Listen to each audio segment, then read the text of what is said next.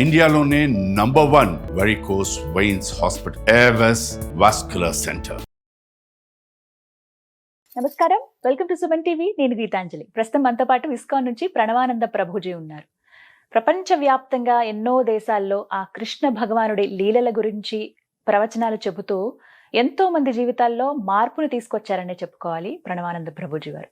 ఎందుకు అనంటే ఎన్నో బాధలు మేము పడ్డామని, మా జీవితంలో కొన్ని మేము మార్చుకోలేకపోతున్నామని ఇబ్బంది పడేవాళ్ళు కేవలం వారి ప్రవచనాలు విని మార్పు చెందారు. ఆ కృష్ణుడి గురించి ఇంకా బాగా తెలుసుకోగలుగుతున్నారు. అలాంటి వారిని స్టూడియోకి ఆహ్వానించాము. అయితే ఇవాళ మనకున్నటువంటి కొన్ని సందేహాలని గురువుగారి మాటల్లో విని అవి నివృత్తి చేసుకుందాము. అలాగే ఎన్నో పర్వదినాలు కూడా రాబోతున్నాయి ప్రస్తుతం, వాటి గురించి కూడా వారి మాటల్లో విందాం. హరే కృష్ణ ప్రభుజీ. హరే కృష్ణ మాతాజీ. ఎలా ఉన్నారు? బాగున్నాం, మీరు ఎలా ఉన్నారు? చాలా బాగున్నాను. ఆ కృష్ణయ్య దయ వల్ల అంతా బాగున్నాం. మీరైతే చాలా బిజీగా ఉన్నారు, దేశ విదేశాలు వెళ్తూ ఉన్నారు. అక్కడ ఆ కృష్ణయ్య గురించి చెప్పటం కానీ, ఆ స్టేటస్లు అవి చూస్తాను కదా, భలే సంతోషం అనిపిస్తుంది. అంటే మీతో ప్రయాణం అనేది అప్పుడప్పుడు జరిగినా చాలా సంతోషం అనిపిస్తూ ఉంటుంది. పర్వదినమే శ్రీకృష్ణాష్టమి అందరికీ ఇష్టమైన పండుగ. మరీ ముఖ్యంగా తల్లులకి బాగా ఇష్టం. ఎందుకంటే వాళ్ళ పిల్లల్ని చిన్ని కృష్ణయ్యలాగా తయారు చేసి కృష్ణయ్యే వచ్చాడు, ఇంట్లో ఉన్నాడు అన్నట్టుగా మురిసిపోతూ ఉంటారు. అలాంటి కృష్ణాష్టమి అసలు ఎలా జరుపుకోవాలనేది చాలామంది సందేహం. విగ్రహాలు పెట్టుకుంటాము, కాలు అడుగులు వేస్తాము, అంత దూరం నుంచి ఆయన వచ్చినట్టుగా ఆయనకి ఇష్టమైనటువంటి ప్రసాదాలు అవి పెడతాం. కానీ అసలు కృష్ణయ్యకి ఎలా చేస్తే ఇష్టం కృష్ణాష్టమిని, ఆ పండుగను మేము ఎలా జరుపుకోవాలి, అసలు కృష్ణాష్టమి విశిష్టత ఏంటి, ఈ వివరాలు చెప్పండి. భగవంతుడు ఎంత దయ కలగవాడు, ఎంత ప్రేమ కలిగిన వాడు అన్నదానికి ఒక ఉదాహరణ చెప్పాలి అని అంటే ఆయన ఈ ప్రపంచంలో అవతరించడం. ఇప్పుడు చూడండి, ఎవరైనా అన్ని రకాల కంఫర్ట్స్, అన్ని రకాల సుఖాలు ఉన్న ప్రదేశాన్ని వదిలేసి ఏదన్నా ఆస్టియర్ ప్రదేశానికి వెళ్తారా? ఎవరు వెళ్ళడానికి ఇష్టపడరు. అందరూ ఎక్కడైతే బాగా ఉంటుందో అక్కడే ఉండాలనుకుంటారు. కానీ ఆయన వైకుంఠాన్ని వదిలేసి ఈ ప్రపంచంలోకి మళ్ళీ వస్తూ ఉంటారు. యదా యదా హి ధర్మస్య గ్లానిర్భవతి భారత. ఎక్కడైతే ధర్మాన్ని సంస్థాపన చేయాలో, ఎక్కడైతే తన భక్తులు తన కోసం ప్రార్థన చేస్తారో అక్కడ భగవంతుడు వచ్చేస్తాడనమాట. శ్రీకృష్ణుడు స్వయంగా ఈ భూలోకంలో ఆవిర్భవించారు. ఎవరికి ఆవిర్భవించారు? దేవికి వసుదేవుడికి. ఎంత ప్రేమ భగవంతుడికి అని అంటే, మీరు చూడండి, చాలా మందికి ప్రశ్న, అసలు భగవంతుడు ఎందుకు ఆవిర్భవిస్తారు, అసలు ఎందుకు ఆయన అవతారాన్ని స్వీకరించారు? ఒకసారి ఒక రాజుగారు వెళ్ళి ఒక ప్రశ్న అడిగారనమాట తన మంత్రి గారు. అయ్యా, ఎందుకు మీ దేవుడు అవతారాలు స్వీకరిస్తారు? మా ఆయన అయితే ఎప్పుడు స్వర్గంలో కూర్చొని అక్కడ నుంచి శాసిస్తారు, మీరెందుకు ఇన్ని అవతారాలు స్వీకరించాల్సి వస్తుంది? మీ భగవంతుడికి అక్కడ నుంచే పని చూడొచ్చు కదా అని అంటారనమాట.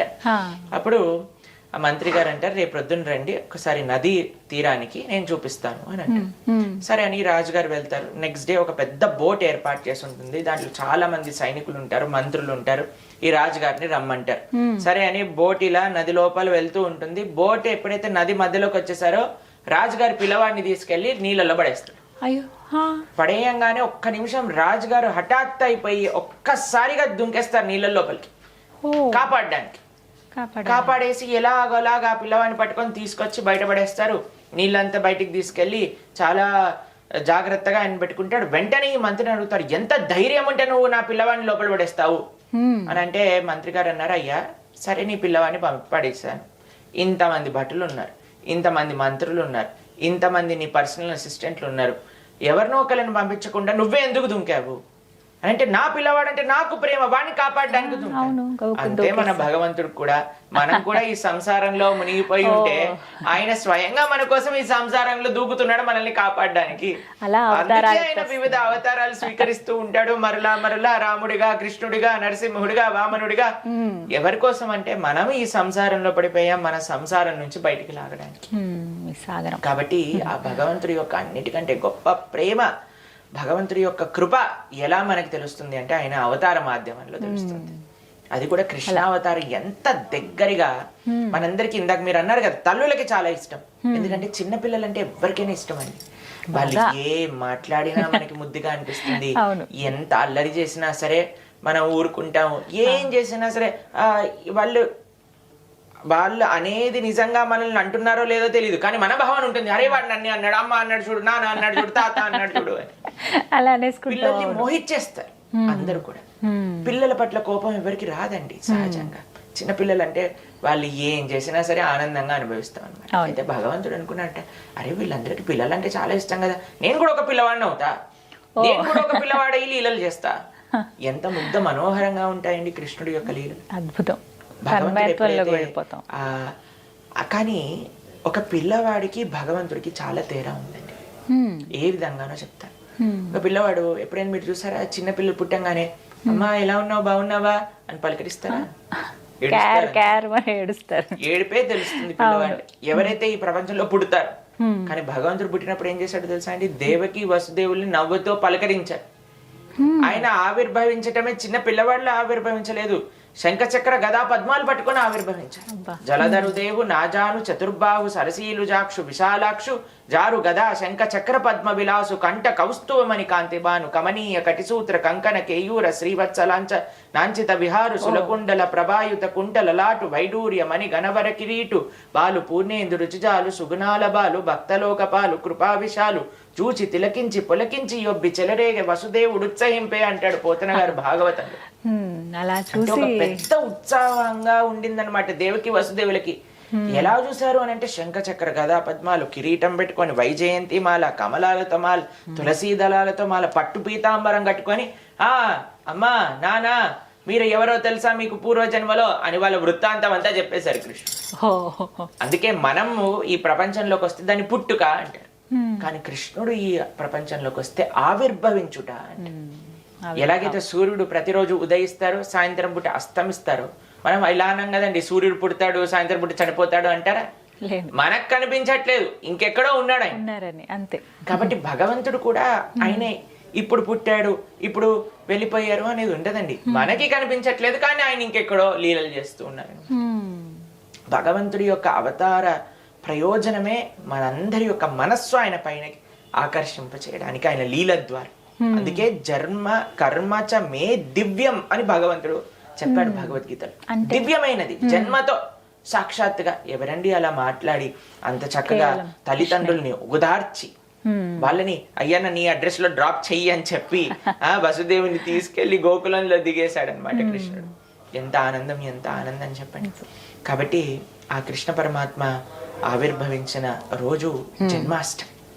శ్రావణ మాసంలో వచ్చే శుద్ధ అష్టమి రోజు మనం జన్మాష్టమి చేసుకుంటాం. ఏం కావాలి భగవంతుడికి, ఎలా చేసుకోవాలి కృష్ణాష్టమి అని మీరు అడిగారు. భగవంతుడికి ఏం కావాలని పెద్ద లిస్ట్ ఇచ్చేసారండి. అవునా? ఎలా జరుపుకోవాలండి మరి? మీరు ఒక పెద్ద విఐపి వస్తున్నారనుకోండి, ముందే వాళ్ళు లిస్ట్ పంపిస్తారు. ఇవి ఇలా సిద్ధం చేసి ఉండాలి, ఇదే తీసుకుంటారు, ఇదే ఉండకూడదు, ఇవి ఉండకూడదు, ఈ పదార్థాలతో చేయాలి, ప్యూర్ ఆర్గానిక్ ఘీ యూజ్ చేయాలి, అన్ని ఆర్గానిక్ ఫార్మ్ ఇంగ్రీడియంట్స్ తోటే వంట చేయాలి, అవి ఇవన్నీ ఓ పెద్ద లిస్ట్ వస్తుంది అనమాట. తర్వాత ఇంత సెక్యూరిటీ గార్డులు ఇలా ఉండాలి, ఎవరు ఉండకూడదు, రోడ్ అంతా ఖాళీగా ఉండాలి. మన కృష్ణుడు చెప్పిన ఒక చిన్న నార్మల్ విఐపి, ఒక మెయిన్ పర్సనాలిటీకే ఇంత పెద్ద పెద్ద లిస్టులు పంపిస్తారండి. అనంత కోటి బ్రహ్మాండ నాయకుడు ఎంత పెద్ద లిస్ట్ ఇచ్చాడో ఒకసారి ఆలోచన చేయండి. చెప్పనా ఆయన ఏం లిస్ట్ ఇచ్చాడు?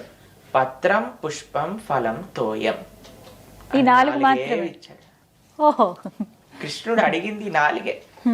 పత్రం పుష్పం ఫలం తోయం. అన్నిటికంటే చాలా ట్రికీ వర్డ్ ఒకటి యూజ్ చేశాడు ఆయన. పత్రం పుష్పం ఫలం తోయం యోమే భక్త్యా ప్రయత్. ఈ 4 భక్తితో సమర్పించాలి. ఏంటి పత్రం అని అంటే తులసి దళములు కానీ ఏవైతే పత్రం ఉంటుందో, ఆకులు. భగవంతుడికి ప్రేమతో ఒక్క చిన్న తులసి, మనం వింటాం కదండి, రుక్మిణీదేవి ఒక తులసి దళంతో కృష్ణుడిని ఆకర్షింపజేసుకుంది. పత్రం పుష్పం పూలు, పత్రం పుష్పం ఫలం అంటే ఫలములు, తోయం అని అంటే నీరు పాలు అలాంటి ఏమన్నా ద్రవ్యాలు. కేవలం ఈ మాత్రము భగవంతుడికి ప్రేమతో సమర్పణ చేయటం చేత ఆయన మన వశమైపోతాడు. అది భగవంతుడి దగ్గర ఉండే ఒక అద్భుతమైన గుణం అండి. ఆయనకి ఏ ఆడంబరాలు అవసరం లేదు, ఆయన అడగరు. కానీ మనకి ఎంత ప్రేమ ఉంటే మనం అంత చేస్తాం కదండి. కాబట్టి కృష్ణాష్టమి ఆ కృష్ణుడు మనకి జీవితంలో ఇచ్చిన కృప, కృష్ణుడు అవతరించిన లీలలు ఎప్పుడైతే మనం భాగవతం ద్వారా భగవద్గీత ద్వారా ఆయన ఇచ్చిన బోధనలు ఎప్పుడైతే మనం వింటామో, కృష్ణం వందే జగద్గురు, అటువంటి జగద్గురువుకి మనందరి యొక్క కొంతమంది ఆయనని చిన్న పిల్లవాడిలా భావిస్తాడు, కొంతమంది ఆయనని ప్రియుడిలా భావిస్తారు, కొంతమంది ఆయనని ఫ్రెండ్ లా భావిస్తారు, కొంతమంది ఆయనని స్వామిలా భావిస్తారు, ఒక గురువులా చూస్తారు, కొంతమంది గురువులా భావిస్తారు. అవును. కాబట్టి అందరూ కూడా తమ యొక్క కృతజ్ఞత, తమ యొక్క ప్రేమను కృష్ణుడికి ఎలా తెలుపుకుంటారు జన్మాష్టమి రోజు అని అంటే, మనకి లడ్డు గోపాల్ అని ఉంటారు, ఇలా పాకే కృష్ణుడు ఉంటాడు, లేదా రాధాకృష్ణుల యొక్క విగ్రహాలు ఉంటాయి కొంతమంది దగ్గర. అయితే మనం చక్కగా అభిషేకం చేసుకోవాలి భగవంతుడికి. రాత్రి వరకు, అర్ధరాత్రి వరకు ఉపవాసం ఉండాలి అని నియమం కృష్ణాష్టమి రోజు. రాత్రి 12 o'clock వరకు. అప్పుడు భగవంతుడికి అభిషేకం చేసి నైవేద్యంలో ఆ రోజు విశేషంగా చెప్పన్ భోగం చేస్తారు. మీకు తెలుసా చెప్పన్ భోగం అంటే 56 రకాలు చేస్తారు. 56 రకాల నైవేద్యములు, ముఖ్యంగా తీపి నైవేద్యములు అన్ని కూడా కృష్ణుడికి చేసి, రకరకాల నైవేద్యములు చేసి, తులసి, కృష్ణుడికి పెట్టే ప్రతి ద్రవ్యం పైన తులసి ఉండాలి. అభిషేకం చేసేటప్పుడు నీటిలో తులసి ఉండాలి, పాలల్లో తులసి ఉండాలి, పెరుగులో తులసి ఉండాలి, తర్వాత మనం ఏదైతే తేనె పెడతాం దాంట్లో తులసి ఉండాలి. తులసితో చేసే ఆరాధననే భగవంతుడు స్వీకరిస్తారు. కాబట్టి ఈ జన్మాష్టమి రోజు మీరు భగవంతుడికి చేసే ఆరాధనలో తులసి ఉపయోగం చాలా బాగా చేయాలి. అటు అభిషేక ద్రవ్యములపైన, అటు నైవేద్యాలపైన, దాని తర్వాత భగవంతుడికి తులసి అర్చన. భగవంతుడికి అలంకరణ అంటే చాలా ఇష్టం, మీ అందరికీ తెలుసు. కాబట్టి చక్కగా అలంకరించి ఉయ్యాల్లో వేస్తారు. ఆ రోజు ఉయ్యాల్లో పెట్టి చక్కగా ఉయ్యాలతో స్వామి సాత్వికమైన ఆరాధన అండి. మన సనాతన ధర్మంలో ఉన్నదే సాత్వికమైన ఆరాధన. అది ఎవరికైనా సరే సాత్విక ఆరాధననే పరమమైన ఆరాధన అని చెప్పి ఉన్నారు. కాబట్టి చాలా భగవంతుడికి ఎంత సాత్వికం అంటే, కొన్ని తులసి దళాలు పెట్టి, పుష్పములు పెట్టి, చక్కగా పూలతో అలంకరణ చేసి, స్వామికి చక్కగా పట్టు పీతాంబరాన్ని కట్టి, నైవేద్యములు, వివిధ నైవేద్యములు తయారు చేసి, మనకి శక్తి ఉన్నంత నైవేద్యములు తయారు చేసుకోవాలి. చక్కగా భగవంతుడి దగ్గర పేర్చి నైవేద్యములు నివేదన చేసి, దాని తర్వాత ప్రసాదాన్ని స్వీకరించవచ్చు. ముఖ్యంగా ఉండవలసిన ప్రసాదం అంటే ఏంటండి? నైవేద్యం ఏది పెట్టాలి అసలు? భగవంతుడికి వెన్న, దానిపైన కొద్దిగా మిశ్రీ అని అంటారు, మక్కన్ మిశ్రీ ఆయనకు చాలా ఇష్టం. తర్వాత లడ్డూలు చేయొచ్చు. పాలతో చేసిన పదార్థాలన్నీ కూడా స్వామికి చాలా ఇష్టం అని కూడా చెప్తారు. కాబట్టి మెయిన్ గా మనము ఏవేవి స్వామికి చేయవచ్చు సాత్వికమైనవి అని అంటే, ఉల్లిపాయలు, ఎల్లిపాయలు, ఎటువంటి మాంసాహారము ఇవన్నీ వాడకుండా చేసిన పదార్థాలన్నీ కూడా భగవంతుడికి చక్కగా నివేదన చేసుకోవచ్చు. ఆరాధన చేసేటప్పుడు అండి పఠించవలసినటువంటి ఏం మంత్రం జపించాలి ఆ రోజున? మనము శ్రీకృష్ణాష్టమి రోజు మనం కృష్ణ అష్టోత్తరం చెప్పుకోవచ్చు, శ్రీకృష్ణ సహస్రనామం చెప్పుకోవచ్చు, హరే కృష్ణ మహామంత్ర కీర్తన చేసుకోవచ్చు. భగవంతుడికి కీర్తన చాలా ఇష్టం.